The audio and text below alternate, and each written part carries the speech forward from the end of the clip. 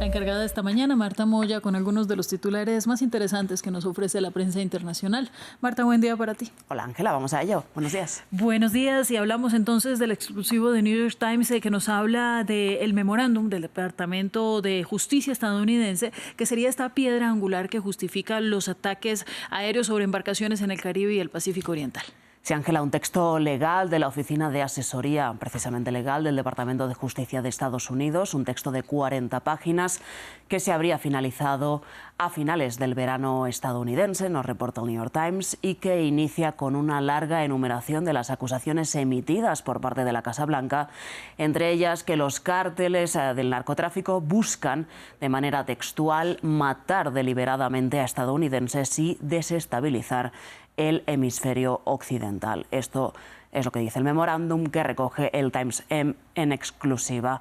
Este memorándum es el que autoriza, ¿no?, esta campaña de ataques contra supuestas narcolanchas en el Caribe y en el Pacífico Oriental, y que ayer recibió ya el nombre de Operación Lanza del Sur, una campaña que ha matado a cerca de 80 personas en los últimos 2 meses. Según el memorándum, lo que dice el Times, estas muertes extrajudiciales son legales en virtud de los poderes otorgados a Trump en tiempos de guerra. Recordemos, no obstante, que la guerra en Estados Unidos solo la puede declarar el Congreso, y esto no ha ocurrido en estos momentos.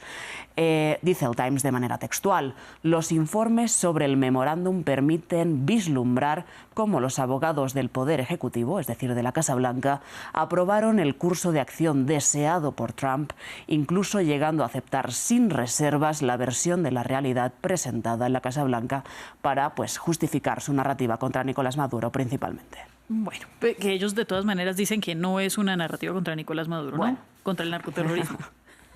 Marta, vamos ahora a hablar de una entrevista que no vio la luz, la esfera rusa, la polémica que escala entre el gobierno de Vladimir Putin y el periódico italiano Corriere della Sera por una supuesta entrevista al ministro de Exteriores del Kremlin, Sergei Lavrov.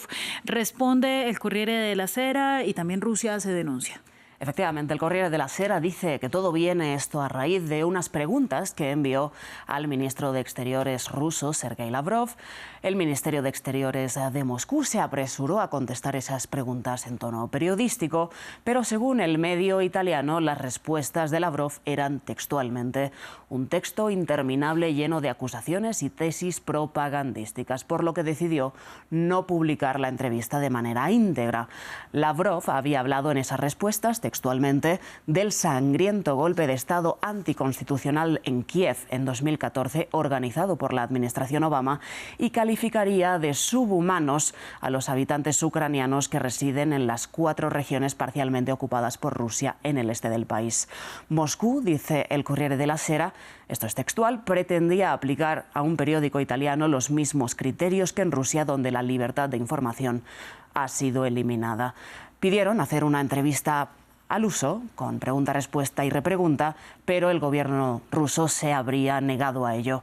Por parte de Moscú, el Komsomolskaya Pravda, siempre un reto pronunciar este periódico, publica de manera íntegra esa entrevista con Sergei Lavrov para que el público valore si efectivamente hubo o no censura política, que es lo que denuncian desde el Kremlin.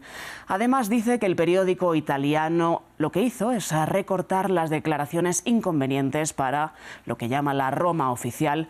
En la web está la versión que publicó el Corriere y la versión textual que hizo Lavrov, y acusan a Italia, ¿no?, de no mostrar la realidad sobre Ucrania, un clásico también desde Rusia. Vamos ahora hasta Alemania. El medio político nos cuenta cómo el gobierno, en una alianza de partidos, decidió restablecer el servicio militar voluntario. Sí, Ángela, interesante este tema en Alemania, porque los conservadores y socialdemócratas han coincidido en un modelo híbrido que combina servicio militar voluntario, pero con medidas obligatorias limitadas. Esto resolvería, dice Político, una de las reformas de la defensa más polémicas en el país germano. El nuevo modelo implicaría que todos los jóvenes mujeres y hombres de 18 años deben registrarse formalmente para el servicio militar y todos los varones deberán completar un formulario asimismo obligatorio sobre su aptitud y disposición de servir en el ejército. Los exámenes médicos también serán obligatorios para los varones y se empezarán con los nacidos en el año 2008, pero la obligatoriedad solo se podrá forzar mediante una votación parlamentaria que todavía no está previsto que tenga lugar.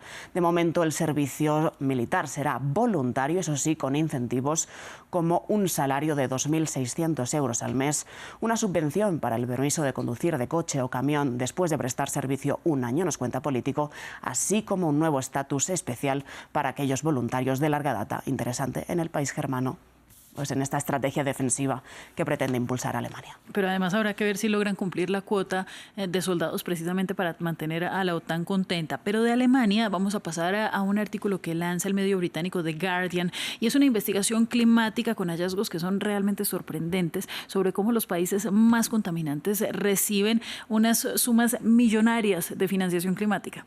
En efecto, Ángela, una investigación del Guardian y de Carbon Brief que reveló que solo una quinta parte de los países más empobrecidos del mundo, que son 44, recibe fondos destinados a combatir el calentamiento global.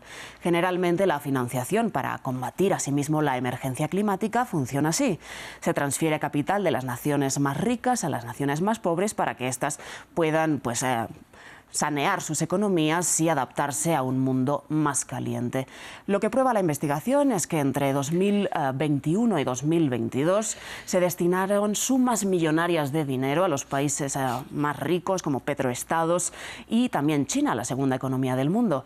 Dice la investigación del Guardian que países como Emiratos Árabes Unidos, exportador de combustibles fósiles y con un PIB similar al de Francia o Canadá, recibió más de 1.000 millones de dólares en préstamos japoneses, así como Arabia Saudita, uno de los 10 principales emisores de carbono, recibió más de 300 millones de dólares también en préstamos, asimismo japoneses. Un escándalo para los países del sur.